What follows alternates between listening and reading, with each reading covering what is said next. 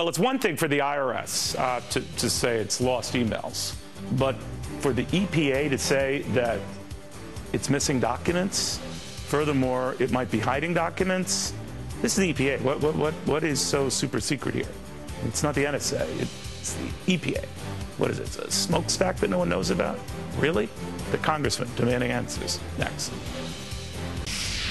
This is the most transparent administration in history. The most transparent White House in history. This has been the most transparent government, most transparent administration that we have seen in a very, very long time, perhaps in the modern era. I am perhaps the most physically fit svelte anchor in the planet. Okay, maybe not. Really? Keeping up with this story, because now the EPA, not exactly an organization you think would have any reason to keep secrets, is not handing over documents to Congress that just wants to get a check back here on what the heck's going on.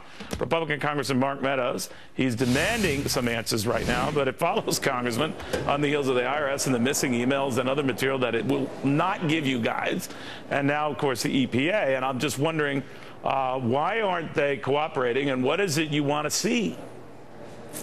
Well, we have 2 days where we've had 2 federal agencies that hadn't followed the law, and we have missing emails. But really, it's all about in emails and the possibility of collusion with regards to some intervention that the EPA did up in Alaska. And so we need to get those emails to make sure that we can get to the bottom of it, and they have failed to produce them, Neil. Now, what have they said, Congressman, why they can't produce them?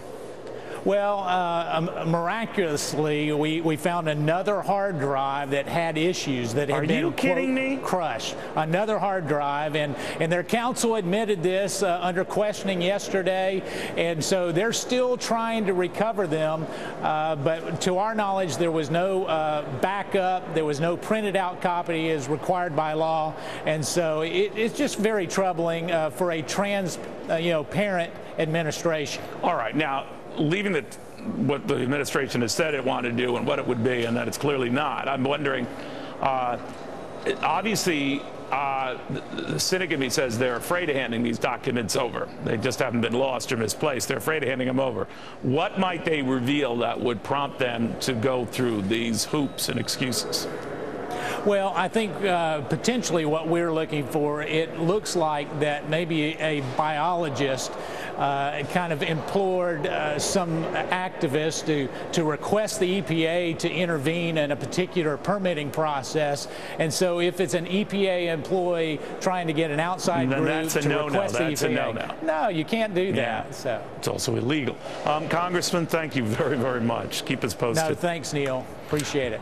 All right. In case you didn't hear, IKEA is joining the gap now with an increase in the minimum wage. It wants to hike everyone's minimum wage. And I'm thinking, IKEA, weren't these the guys who were putting horse meat in the Swedish meatballs they served at some stores?